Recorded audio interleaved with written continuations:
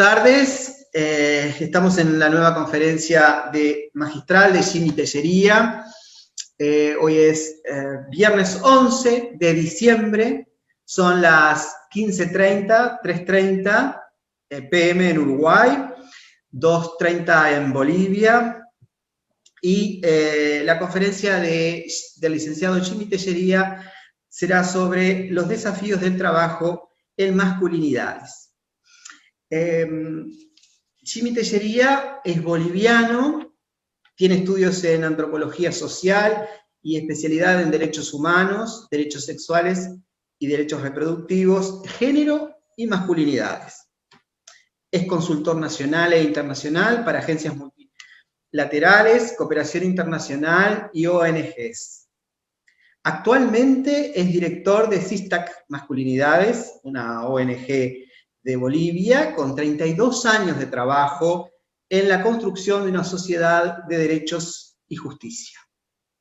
En la academia es docente de pregrado y posgrado en derechos humanos, derechos sexuales y derechos reproductivos, género y masculinidades.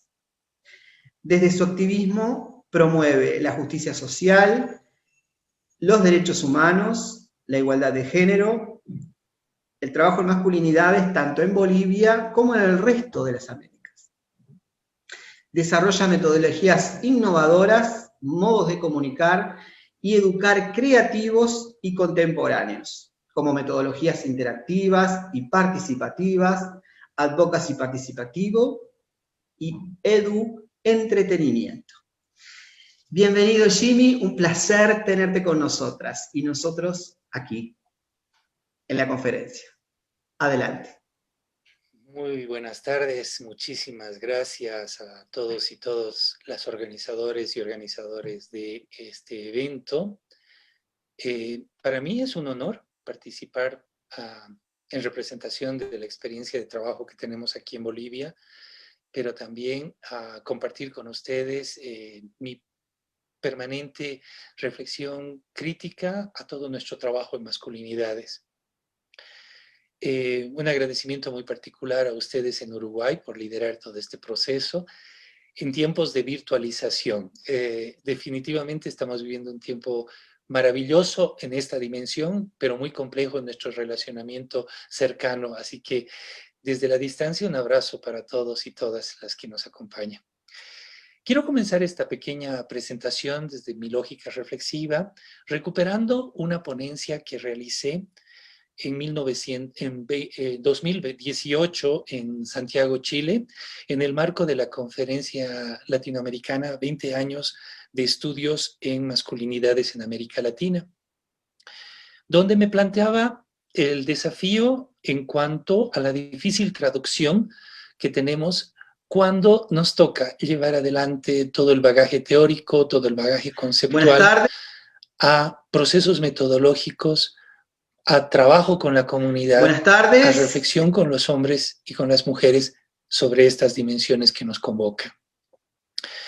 Y ciertamente comenzaba esa ponencia comentando que es muy complejo y es muy difícil muchas veces traducir todo el bagaje teórico, porque este se construye muchas veces desde conceptos muy ajenos a la cotidianeidad, desde definiciones, desde palabras difíciles de ser no solo traducidas, sino de ser comprensibles para el público que no necesariamente se mueve en el ámbito académico.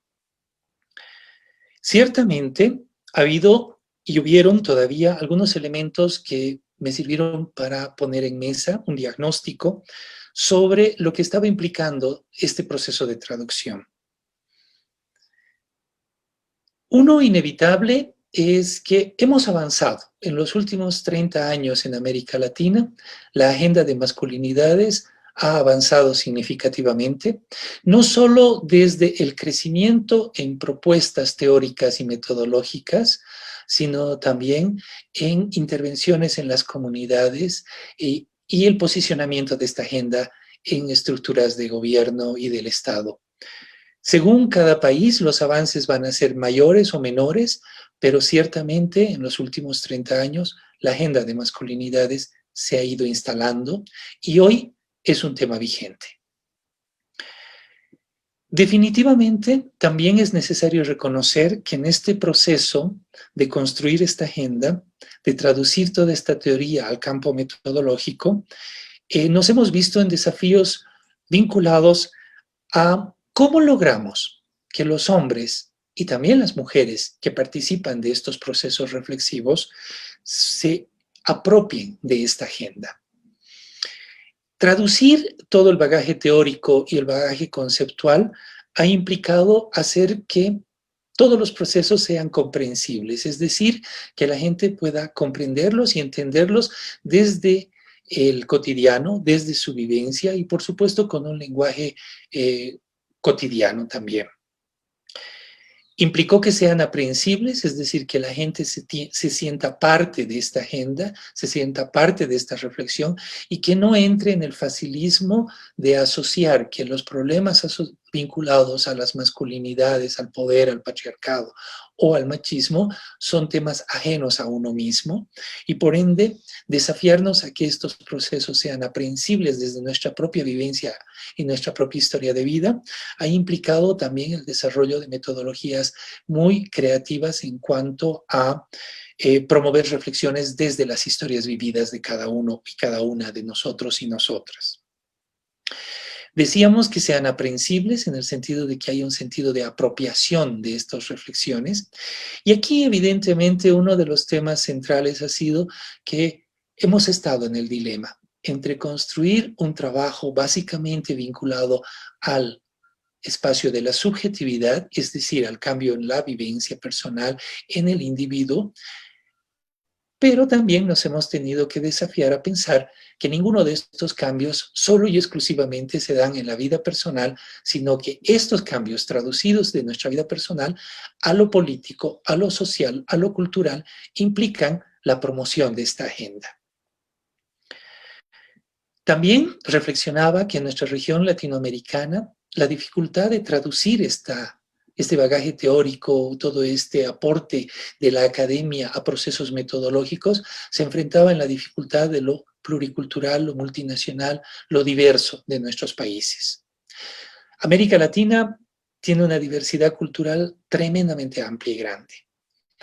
Y esto nos lleva a también desafiarnos a pensar desde las culturas, desde lo que la gente hace en sus territorios.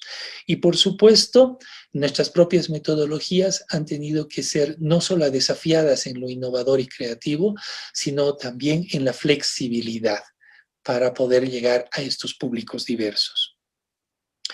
Comentaba que la mayoría de los que trabajábamos hace 20, 30 años atrás en estos temas veníamos de lo que yo llamo la escuela intuitiva, es decir, la gran mayoría de nosotros venía de un trabajo vinculado con otras agendas, en mi caso salud, derechos sexuales, derechos reproductivos, y que me llevan a repensar y plantear el trabajo sobre qué pasa con los hombres en esas dimensiones.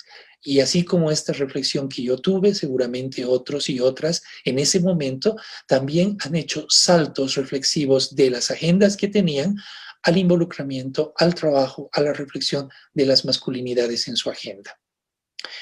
Nosotros no veníamos de una academia en masculinidades, inclusive ni siquiera de una academia en género. Eran temas todavía muy incipientes en el espacio académico y por ende, intuitivamente hemos hecho y generado procesos en nuestros diferentes espacios de intervención. Hoy, por supuesto, la realidad es diferente. Hoy la academia ya está incluyendo esta agenda en sus procesos formativos, en los campos humanísticos, en los campos sociales, económicos inclusive, de la reflexión. También comentaba que uno de los actores importantes en la promoción y ampliación de la agenda de trabajo en masculinidades ha sido la cooperación internacional. Pre-Cairo, pre-Beijing, estoy hablando de antes del 1995, la agenda en género era fuertemente vinculada a las dimensiones de lo sexual, lo reproductivo y de manera muy particular con las mujeres. Ahí se inicia un desafío importante de involucrar a los hombres en salud sexual, en salud reproductiva, y además acordémonos que en esos momentos se vivía la pandemia del VIH, y esto conllevaba también a preguntas desde los propios servicios de salud de cómo hacer que los hombres accedieran a los servicios de salud para acceso a condones, por ejemplo. Ciertamente, esa agenda promovida desde la cooperación internacional, agencias como Naciones Unidas y otras, ha sido ampliada hoy con la mirada de temas como, por ejemplo, violencia, prevención de la violencia, trabajo con hombres que ejercen violencia y en otras dimensiones de cuidado, el trabajo con paternidades, por ejemplo. Es cierto que la cooperación internacional fija agendas y es cierto que uno de los temas de su agenda hoy en día es el trabajo en masculinidades. Y, por supuesto, más allá de un simple indicador de cumplimiento de participación de hombres, imagino también que lo que plantean es el cambio a los sistemas de privilegios y poder que la masculinidad le ha atribuido a los hombres en esta estructura. Un otro elemento que es innegable de ser reconocido es que el trabajo en masculinidades no es un acto mágico en el cambio de los privilegios, en la transformación de las relaciones de poder y finalmente en la construcción de masculinidades diversas y plurales que valoren y reconozcan la democracia, que valoren y reconozcan la inclusión y la participación. Ciertamente es importante reconocer que en estos procesos la cooperación internacional ha jugado un rol muy importante para llevar adelante esta agenda. Finalmente, ya en los últimos años, digamos que a partir del 2005 en adelante, al ser el tema de masculinidad es un tema que se vuelve importante en la academia, que también se vuelve importante en los proyectos de intervención de desarrollo a nivel latinoamericano, se empieza a dar un fenómeno que tiene y conlleva, por supuesto, un riesgo, que es la mercantilización de la temática. Y cuando hablo de la mercantilización de la temática, no solamente me refiero a la generación de proyectos en el tema de masculinidades o generación de indicadores para el cumplimiento de trabajo con hombres, sino también desde el espacio académico, las universidades que empiezan a generar espacios de formación en el tema de masculinidades, y ya sea en calidad de cursos de especialidad, diplomados o inclusive maestrías. Ciertamente, los procesos de mercantilización responden a modas y esperamos profundamente que este no sea un tiempo de moda para la temática de masculinidad en la academia, en las universidades, especialmente en las privadas. Un elemento que va ligado a la mercantilización es innegablemente el desarrollo de un mercado para los masculinólogos. He tenido la oportunidad de seguir algunas de las ponencias anteriores de otros colegas de la región latinoamericana y ciertamente creo que coincidimos en que hoy en día se está generando una especialidad académica llamada la masculinología, que tiene y conlleva inevitablemente también a un sentido de especialidad asociada a el logro de títulos académicos, de experticias, etcétera, que se vuelven condiciones en el mercado para el acceso a ciertos trabajos, ¿no? No es casual hoy en día ver, por ejemplo, convocatorias laborales para un proyecto, sea de la cooperación internacional o de ONGs o de asociaciones civiles en nuestros diferentes países, que ponen como condición experiencia y formación en masculinidades.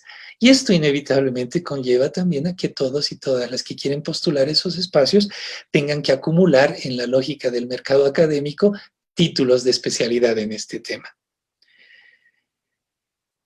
Un elemento también inevitable de reconocer en el trabajo en masculinidades es que, por lo menos la generación de la que yo vengo en el trabajo, va íntimamente vinculada entre dos dimensiones.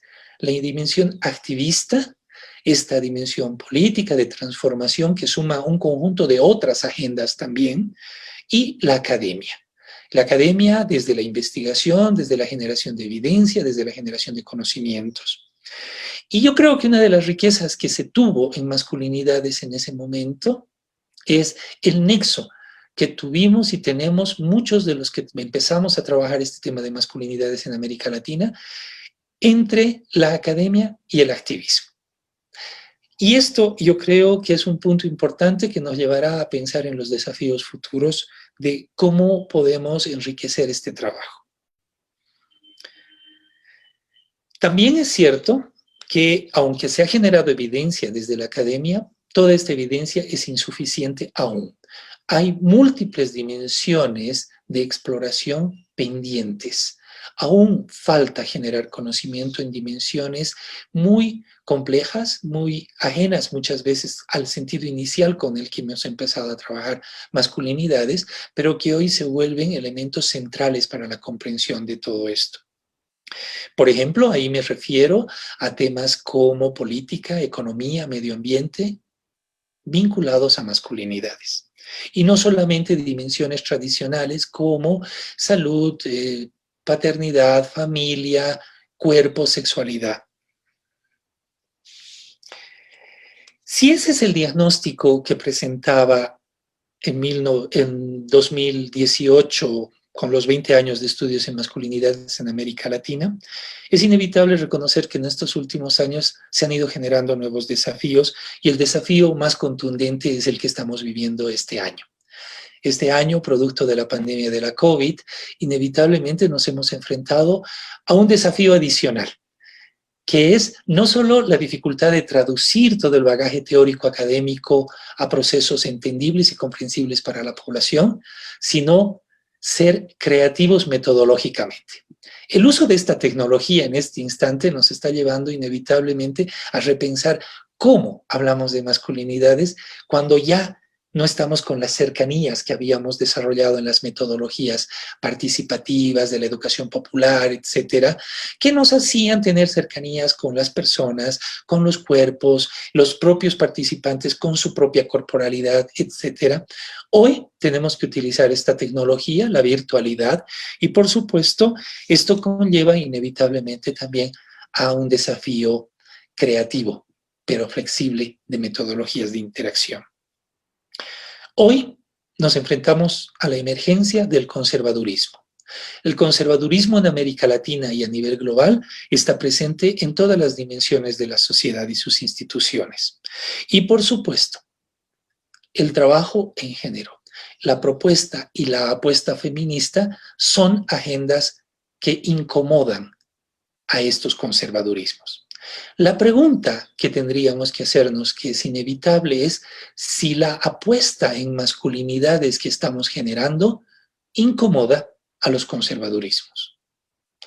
Porque tuve la oportunidad de escuchar hace tiempo atrás la experiencia de los colegas de España que comentaban que, por ejemplo, ha habido desde espacios conservadores de la derecha conservadora española apropiación de muchos elementos de la agenda que hemos ido promoviendo, generando desde masculinidades.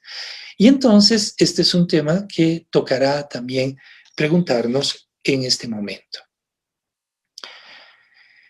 Me parece súper importante reconocer que actualmente necesitamos también hacer un desafío en cuanto a algunas dimensiones particulares de nuestra agenda ya en trabajo en masculinidades. Raymond Connell, en la inauguración del Ubuntu, hacía una reflexión que a mí particularmente me parece muy interesante en cuanto a la importancia de promover la justicia social como un valor máximo por encima de los derechos humanos, no porque estos sean menos o inferiores, sino porque en estos tiempos el sentido de justicia social es un sentido mucho más amplio y estratégico de intervención, porque implica reflexiones en economía, en seguridad, en salud, en bienestar, decía ella, y que por supuesto nos tienen que llevar también en nuestra reflexión de masculinidades a pensar que estas son agendas pendientes de nuestro análisis y posicionamiento.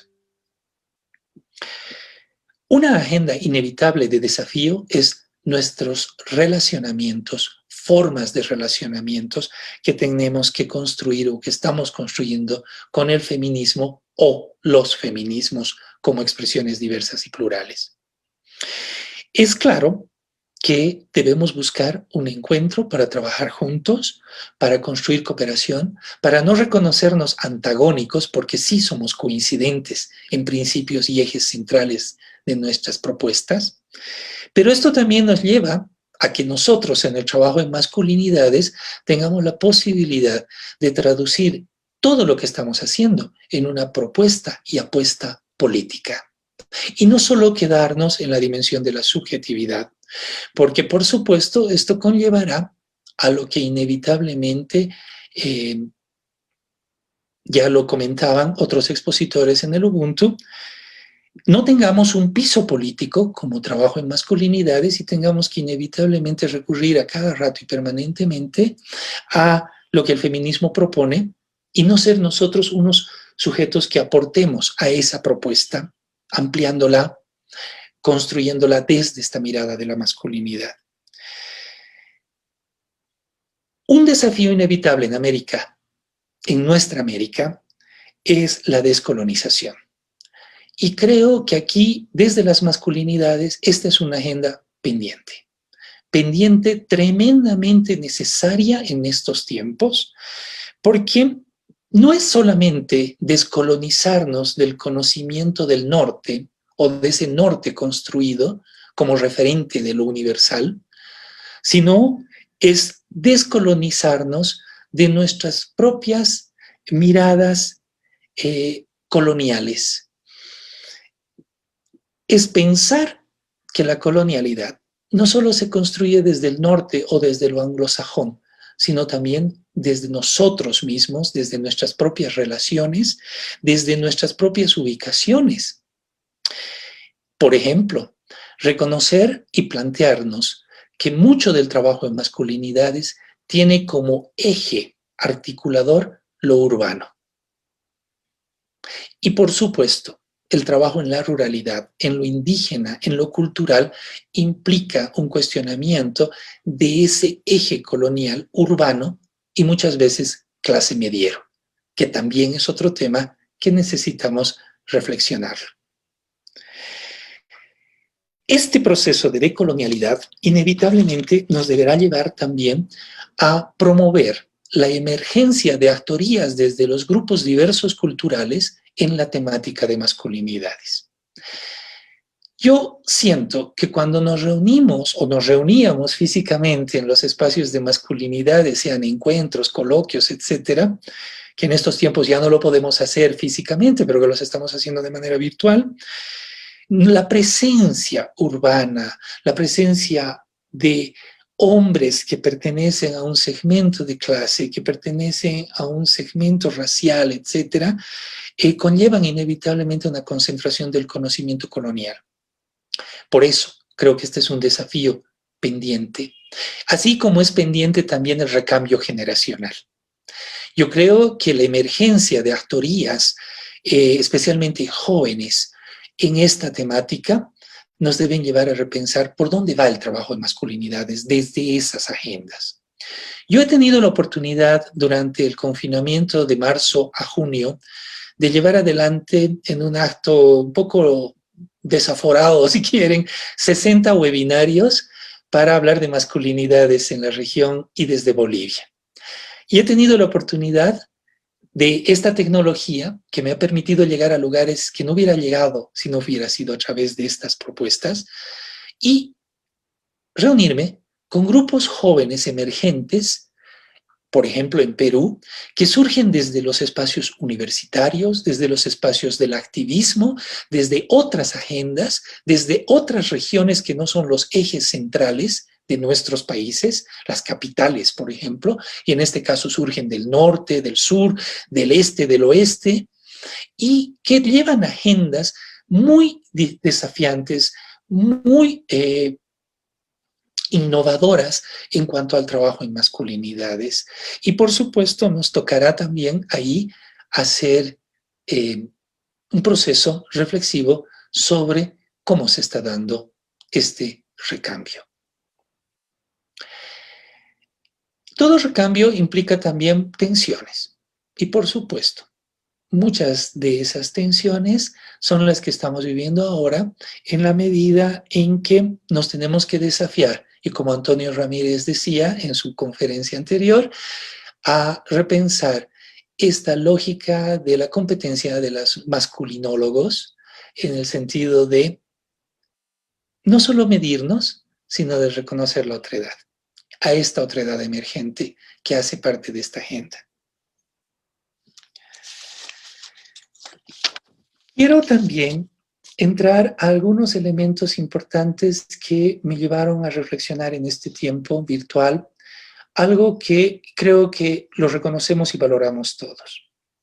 Hoy, más que nunca, la agenda de masculinidades está presente en las redes sociales, en las redes virtuales, en estos canales.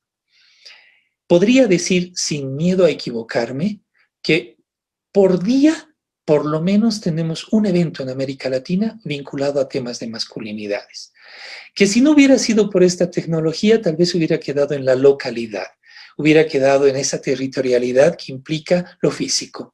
Hoy se rompieron las barreras físicas y un evento que se genera en Puebla o en Querétaro, en México, perfectamente invita a que una persona de La Paz, Bolivia, o de Tarija, Bolivia, pueda participar de ese evento.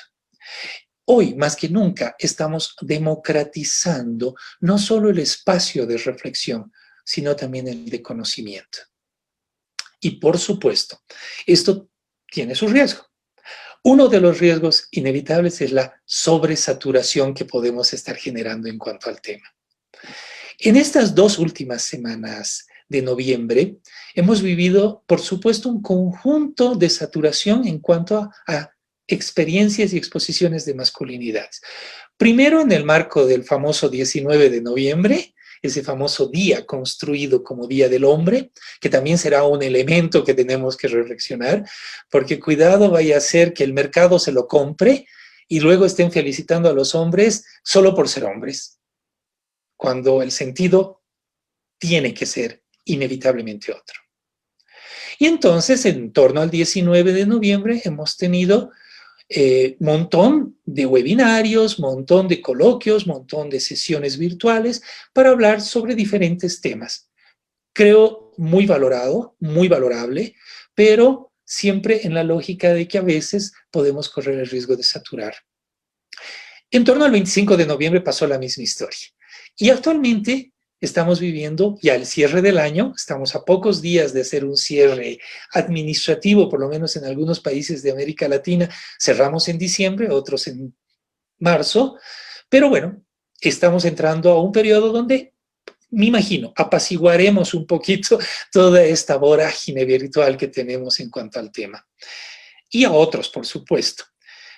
Pero creo yo que hay un desafío muy importante. Es reconocer, valorar, pero también pensar qué tipo de información se está transmitiendo. Cuando yo iniciaba esta pequeña conferencia, reflexión, yo me planteaba el título de la difícil traducción que tenemos de lo académico a lo educativo. Y en este momento, mi desafío es preguntarme si en esa traducción, que fue y que es una demanda necesaria, el producto traducido está bajando en calidad, está bajando en contenido, está bajando en apuesta política y lo estamos simplificando. Porque lamentablemente algo que tenemos que reconocer es que lo que se masifica de manera o en el marco de una moda corre el riesgo de perder sentido, corre el riesgo de perder contenido político. Es en estos tiempos que he vuelto a escuchar mucho una frase que hace 20 años la escuchaba fuertemente desde los feminismos. Lo personal es político. Y es en estos meses que he estado escuchando permanentemente ese reclamo desde nosotros, los que trabajamos masculinidades, porque yo creo que sí necesitamos no perder de vista que el trabajo en masculinidades es un trabajo político. El trabajo con hombres es un trabajo en la subjetividad, pero la masculinidad se constituye en nuestra categoría desmontar, se constituye en el sujeto final de nuestra intervención. Y por ende, creo yo que ahí resulta muy importante ver qué contenidos estamos transmitiendo, desde dónde lo estamos haciendo y cómo lo estamos haciendo. Finalmente, quiero finalizar esta pequeña reflexión que también es útil para nosotros aquí en Bolivia, planteándonos algunos desafíos temáticos. Yo creo que la agenda de masculinidades necesita inevitablemente ampliar de manera estratégica su reflexión en algunos temas. Creo que tenemos que trascender el trabajo en la subjetividad solo y exclusivamente en temas vinculados, por ejemplo, a violencia, familia, salud, paternidad, y tenemos que entrar a hacer reflexiones estructurales. Hoy, los conservadurismos, los populismos, inclusive los gobiernos que supuestamente son de vanguardia en nuestra región latinoamericana, muchos de ellos están reproduciendo, redimensionando el patriarcado y sus formas y mecanismos de ejercicio de poder. Por ende, el trabajo en masculinidades tiene que desarrollar un proceso crítico a las estructuras políticas, a las estructuras económicas y, por supuesto, mantener el trabajo de crítica a las estructuras sociales y culturales y de la subjetividad. Creo yo que hay dimensiones en las que masculinidades no ha hecho profundas reflexiones y que vale la pena que entremos a hacerlas. Durante estos 2 últimos años aquí en Sudamérica hemos vivido un proceso de deforestación nunca antes visto. Incendios forestales que han destruido pedazos tremendamente grandes de la Amazonía brasilera, boliviana, del Chaco paraguayo, argentino, que han afectado hasta el Uruguay, porque cuando hablaba hace tiempo atrás cómo estaban, me decían, estamos con humo. ¿De dónde llegaba ese humo a Uruguay? Pues inevitablemente de estas quemas desmedidas, ecocidas, generadas por hombres. Entonces, conlleva inevitablemente a que desde las masculinidades también hagamos una reflexión sobre el tema ambiental, sobre el tema ecocida desde este modelo masculino patriarcal. Dimensiones como la seguridad social, que es un tema de crisis. No es casual que en Chile, en Argentina y ahora en Bolivia se esté reclamando la devolución de las famosas AFPs. Y esto conlleva a que la inseguridad social que vamos a vivir en América Latina, producto justo de modelos de servicios que se han generado en cuanto a seguridad social, a garantía de jubilación, etcétera, vayan a ser un tema muy importante para nuestra región y, por supuesto, para la masculinidad. Si bien decía que la agenda de masculinidad también ha trabajado salud, creo yo que en este momento sigue siendo una agenda pendiente de ser profundizada y trabajada. A la cooperación no le está interesando mucho la salud de los hombres. Esperemos que producto de COVID-19 se empiece a generar una conciencia más amplia en cuanto a la salud integral, a la salud de hombres y mujeres en nuestras sociedades. Por ende, esa también deberá ser una agenda importantísima para ser trabajada y profundizada. Y por supuesto, no perder de vista que el sentido de trabajo en masculinidades es un trabajo político y lo que estamos buscando es desmontar el poder. ¿Pero cuál poder? El poder patriarcal, el poder de dominación, de sujeción, de imposición, de violación de la integridad del otro y la otra. Pero yo creo que ahí también tenemos que hacer una reflexión. El poder en sí mismo no es bueno ni es malo.